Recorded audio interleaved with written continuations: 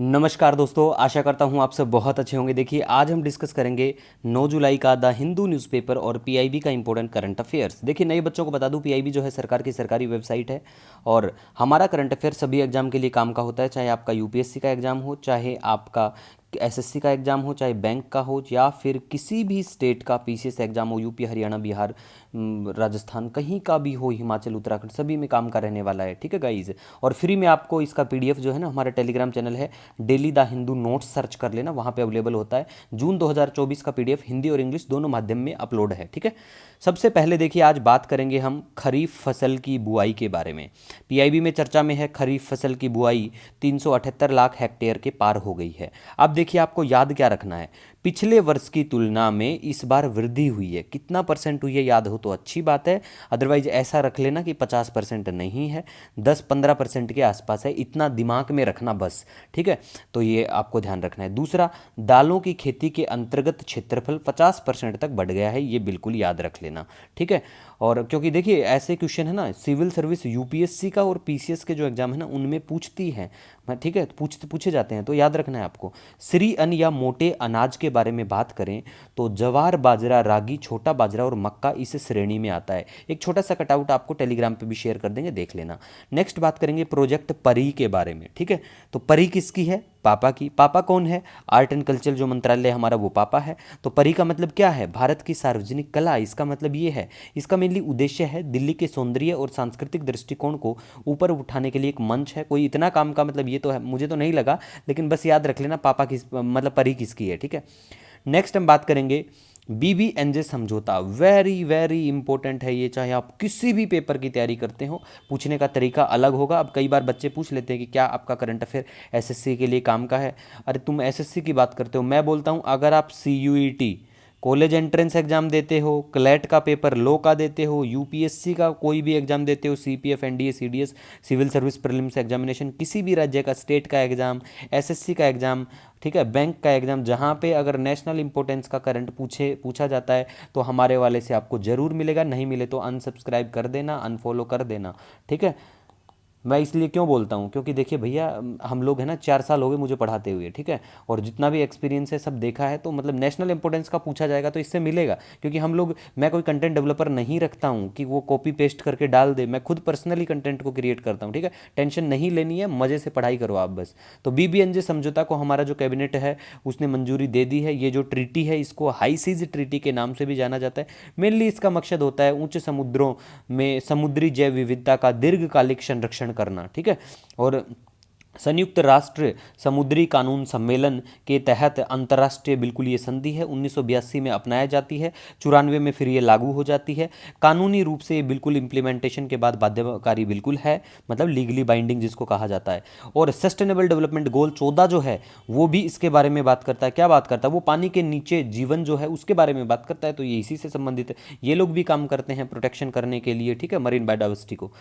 और इससे संबंधित एक ऑर्गेनाइजेशन भी है जो बिल्कुल इंपॉर्टेंट है, अंतर्राष्ट्रीय समुद्र तल प्राधिकरण। ठीक है, इसका हेडक्वार्टर किंगस्टन जमैका में है। बिल्कुल, स्थापना 1994 में खनन और संबंधित गतिविधियों को विनियमित करने के लिए। ये खनन कौन सा? समुद्र वाली बात की जा रही है। ठीक है, सी माइनिंग के ऊपर इनकी देखरेख करना। विशिष्ट आर्थिक क्षेत्र के बारे में बात करें, ईईजेड, कई बार पूछते हैं बहुत सारे एग्जाम में कि ये जो जोन होता है इसमें कितने किलोमीटर की मतलब दूरी होती है इसमें, तो 200 न्यूटिकल माइल्स होता है आपकी समुद्र सीमा से, जिसको 370 किलोमीटर के लगभग किलोमीटर में ट्रांसलेट किया जा सकता है। ठीक है, नेक्स्ट हम बात करेंगे यहाँ पे पवई झील के बारे में। पवई झील मुंबई में देखने को मिलेगी, काफ़ी बारिश हुई तो चर्चा का विषय बना, तो हमने भी बात की। क्योंकि कई बार जो पीसीएस के या फिर सिविल सर्विस प्रीलिम्स के जो पेपर होते हैं ना, उसमें पूछ लेते हैं मैच ऑफ द फॉलोइंग में कि भैया ये वाली झील कहाँ पे है, ये लेक कहाँ पे है। ठीक है, नेक्स्ट, दक्षिण भारत का पहला सड़क मेट्रो फ्लाईओवर जो है बेंगलुरु मेट्रो रेल कॉरपोरेशन बनाएगा। ठीक है, ये वहीं पे बनाएगा। नेक्स्ट बात करेंगे, ये भी वेरी वेरी इंपॉर्टेंट है गाइस, शास्त्रीय भाषा। हमारी कितनी शास्त्रीय भाषा है, क्लासिकल लैंग्वेज जिन्हें बोलते हैं, हमारी 6 हैं। तमिल है 2004 में, संस्कृत को 2005 में दर्जा, मलयालम 2013 में, कन्नड़ 2008, तेलुगु 8, ओडिया 2014। सबसे लास्ट में ओडिया को मिलता है, पहले तमिल को मिलता है, संस्कृत। एक दो के याद रख लो, बाकी तो आप फिर कर ही लेंगे। ठीक है, अब देखो, किसी भी भाषा को शास्त्रीय भाषा का अगर मानदंड मिलना है तो क्या कुछ क्राइटेरिया, मतलब मानदंड होना चाहिए। 1500 से 2000 वर्षों का इतिहास उसका होना चाहिए। सामाजिक परंपरा मौखिक हो, सॉरी मौलिक हो, उधार ना ली गई हो तो उसको मिल जाएगा। अभी के लिए न्यूज़ में इसीलिए आई क्योंकि देखिए मराठी जो भाषा है उसका इशू चला हुआ है, उसको इसमें शामिल करने के लिए, और एक बार वेस्ट बंगाली जो होती है ना उसको भी चला हुआ था। ठीक है गाइस, नेक्स्ट बात करेंगे दुनिया की सबसे पुरानी गुफा पेंटिंग लियोंग करमपुआंग की चूना पत्थर की गुफा में। ये कहाँ पे पड़ता है? ये इंडोनेशिया के सुलावेसी द्वीप पे पड़ता है और यहाँ पे पहले भी एक गुफा चर्चा में आई थी, लियांग बुलू गुफा। ठीक है, तो ये वाली जो गुफा है बताया जा रहा है कि ये 51,200 साल पुरानी है। ठीक है, तो ये सुलावेसी आइलैंड कहाँ पे है? इंडोनेशिया में है। ठीक है, नेक्स्ट हम बात करेंगे यहाँ पे वित्त वर्ष 2024 में भारत की रोजगार वृद्धि दर बढ़कर 6% हो जाएगी। ठीक है, वेरी वेरी इंपॉर्टेंट है ये वाला। ठीक है, M23 विद्रोह उत्तरी कीव डीआर कोंगो में पड़ता है। उत्तरी कीव जो क्षेत्र प्रोविंस जो है डीआर कोंगो में पड़ता है और यहाँ पे M23 रिबेलियन देखने को मिलेगा। ठीक है, देखिए ऐसे वाले क्वेश्चन है ना आजकल फेवरेट हो चुके हैं, पीसीएस के भी हो चुके हैं और यूपीएससी प्रीलिम्स एग्जामिनेशन चाहे एनडीए सीडीएस सिविल सर्विस सब में पूछते हैं ऐसी वाली चीज़ कि भैया ये वाला रिसेंटली एरिया चर्चा में था तो ये कौन से देश से संबंधित है, याद रखना। ठीक है, अब हम कुछ मुद्राओं के बारे में बात करें। सबसे पहले रूसी के बारे में बात करें तो रूसी देखो रूबल है, मतलब रूस की रूबल है, चाइना की आपको पता है युआन है, जापान की येन है और इजराइल की शोकेल है, यूक्रेन की रिवनिया है, स्वीडन की क्रोना है, क्रोना कहाँ का? स्वीडन। यूके जो है पौंड स्टर्लिंग है यूके की। तो ये मुद्राएं कई बार इंपॉर्टेंट मुद्राएं पूछ लेते हैं तो ध्यान में रखना है।